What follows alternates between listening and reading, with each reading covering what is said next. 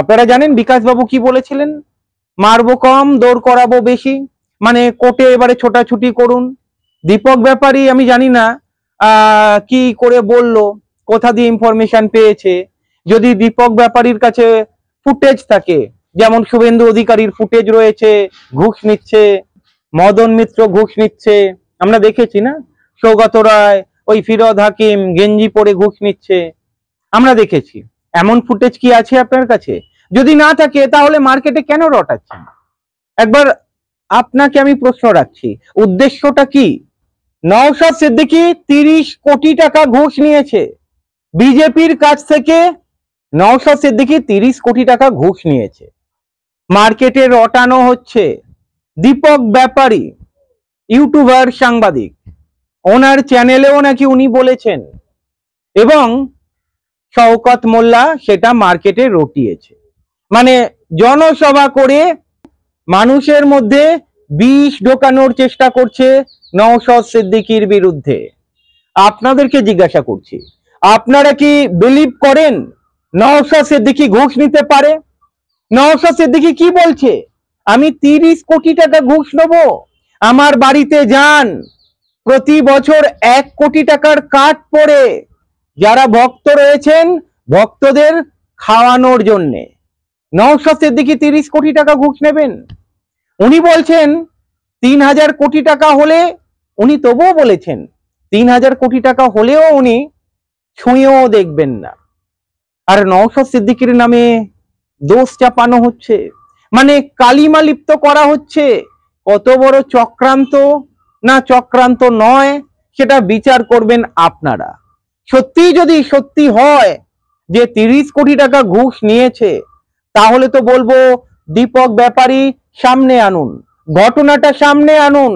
আপনি যদি ওই শোনা খবর আপনার ইউটিউব চ্যানেলে চালিয়ে দিলেন, যে বলে দিলেন, দাগিয়ে দিলেন একজনকে নওশাদ সিদ্দিকী 30 কোটি টাকা ঘুষ নিয়েছে, তার মানে তো একজন জনপ্রতিনিধির ওপরে আপনি দোষ চাপালেন, তার মান সম্মান নিয়ে খেলা করলেন।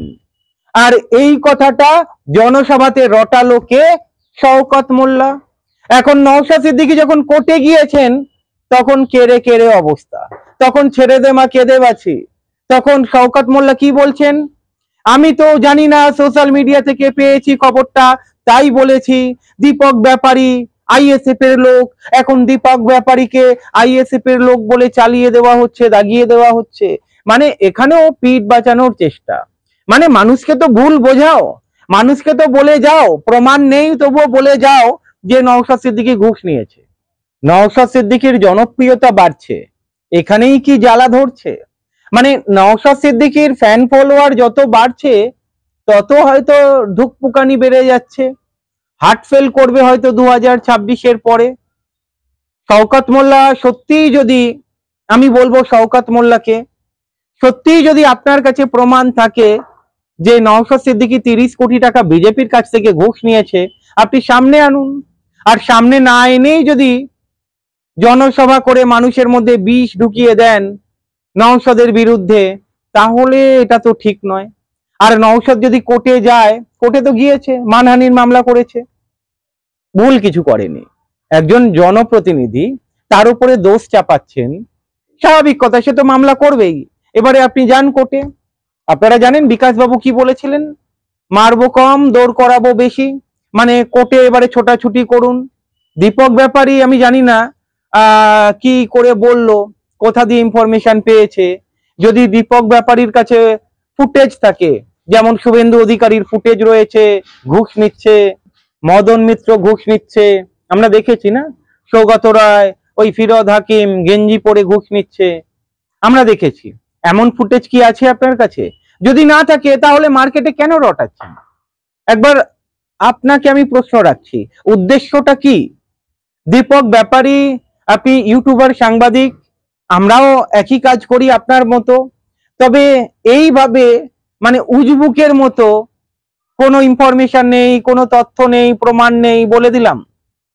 আপনি যদি ডেলিভার করতেন, অন্যভাবে করতে পারতেন। যে খবরটা আমাদের কাছে আসছে, নওশাদ সিদ্দিকী নাকি 30 কোটি টাকা ঘুষ নিয়েছে, সত্যিই কি তাই ঘুষ নিয়েছে? এইভাবে বলতে পারতেন। সেটা না করে আপনি ডাইরেক্টলি দোষ চাপাচ্ছেন, আর দোষ চাপালে তো স্বাভাবিক কথা। এবারে দেখুন মানুষ ক্ষেপে যাবে, আর যেই পাল্লাটা হতে পারে কোনো চক্রান্ত করে শওকত মোল্লার দিকে, তৃণমূলের দিকে ভারী করার চেষ্টা করছিল, সেই পাল্লাটা যদি ঘুরে যায়, ভাবুন তো। এবারও তো শোনা যাচ্ছে আব্বাস সিদ্দিকীও ভোটে দাঁড়াবে। হ্যাঁ, অবশ্য শওকত মোল্লা বলেছেন, যেভাবে হুঙ্কার দিয়েছেন, অত সহজ নয় যে তৃণমূলকে হারিয়ে আইএসএফ জিতে যাবে। অনেক রক্ত ঝরাতে হবে, কারণ ভোটে জিততে গেলে তো রক্ত ঝরাতেই হয়। আর যেভাবে তৃণমূলের তরফ থেকে হুঙ্কার আসছে, সেখান থেকে তো আমার তো ভয় লাগছে এরকম যেন কিছু না ঘটে। আমি জানি না আগামী দিনে কি হবে, তবে আবার বলবো, সুষ্ঠুভাবে রাজনীতি আমার মনে হয় আমাদের মতো অনেক সাংবাদিক যারা রয়েছেন, ইউটিউবে সাংবাদিকতা করেন, তাদের আরো বেশি দায়িত্ব নিতে হবে। যেই ইনফরমেশনটা মানুষের কাছে পৌঁছে দেবেন, সঠিক তথ্য না থাকলে এমন ধরনের গুরুতর অভিযোগ কখনোই সামনে আনা উচিত নয়। আর যদি আপনার মনে হয় আপনি কনফিডেন্ট, প্রমাণ নেই, সেটাও বলুন। আমার কাছে প্রমাণ নেই, কিন্তু আমি যেটা শুনেছি নওশাদ সিদ্দিকী নাকি ঘুষ নিয়েছে। আর আমি অনুরোধ করব, যদি এটা হয় তাহলে সঠিক তদন্ত হোক, এইভাবে বলতাম আমি। আপনি কি এইভাবে বলেছেন?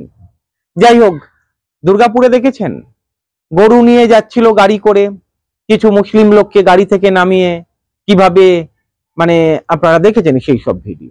আর যিনি অভিযুক্ত, পুলিশ ধরেছিল, উনি জামিন পেয়ে গেছে। এখন গলায় ওই মালা পরিয়ে সকলে একদম মানে বিন্দাস। যাই হোক, নওশাদ সিদ্দিকীর মুখে কখনো আমি মুসলিমদের হয়ে কথা বলবো, হিন্দুদের হয়ে কথা বলবো না, এমন কিন্তু শুনিনি।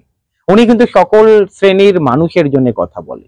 আর জনপ্রিয়তা যেভাবে বাড়ছে, সামনে ভোট, আর ভোটে দেখতে পাচ্ছে নওশাদের পাল্লা ভারী, যার ফলে হয়তো অনেক রকমের চক্রান্ত হতেও পারে।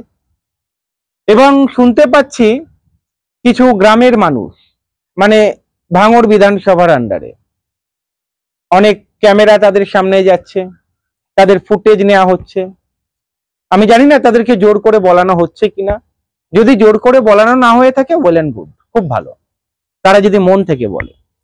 একজন বিধায়ক যে সব কাজ করবেন এটা কখনোই নয়। তারা কি বলছে, নওশাদ কোনো কাজ করেনি, 2026-এ নওশাদকে ভোট দেব না, আমরা শওকত মোল্লাকে ভোট দেবো, শওকত মোল্লা দারুণ কাজ করেছে।